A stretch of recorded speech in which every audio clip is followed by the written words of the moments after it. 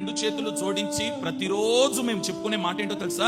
దయచేసి ఉదయకాల ప్రార్థనకి లేవండి, స్తోత్ర ప్రార్థనకి లేవండి, వేకుజామున ప్రార్థనకి లేవండి. ఉదయకాలము నీ రాక కొరకు నా దేవుడు ఎదురు చూస్తున్నాడు. నా పిల్లలు ఉదయకాలం సిద్ధపాటుతో నా దగ్గరికి వస్తారని నీకంటే ముందుగానే ఆయన సింహాసనం మీద ఆసీనుడై ఉన్నాడు. కొన్ని చెప్పుకోవడానికి నా దగ్గరికి వస్తారు, వారి సమస్యలు చెప్పుకోవడానికి నా దగ్గరికి వస్తారు, వారి బాధలు చెప్పుకోవడానికి నా దగ్గరికి వస్తారని నీ కొరకు ఆయన వేకువనే లేచేలా కూర్చున్నప్పుడు ఉదయకాలం సిద్ధపాటుతో బయలుదేరి వెళ్తున్నావా?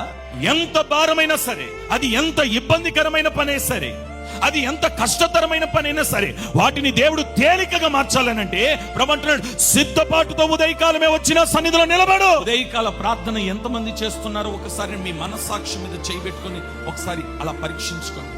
ఆయన సిద్ధంగా ఉన్నప్పుడు నీవెందుకు సిద్ధపడట్లేదు? ప్రార్థనను ఎందుకు సిద్ధం చేసుకుంటలేవు? ప్రార్థన నీ పరిస్థితులు మార్చదా? ప్రార్థన నీ స్థితిగతులను మార్చదా? ప్రార్థన నీ కన్నిటిని నాట్యముగా చెయ్యదా? ప్రార్థన కృంగిన నిన్ను లేవనెత్తదా? ప్రార్థించు.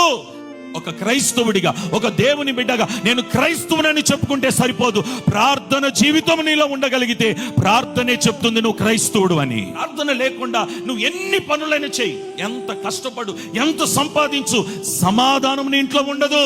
ప్రభు నీతో మాట్లాడుతున్నాడు.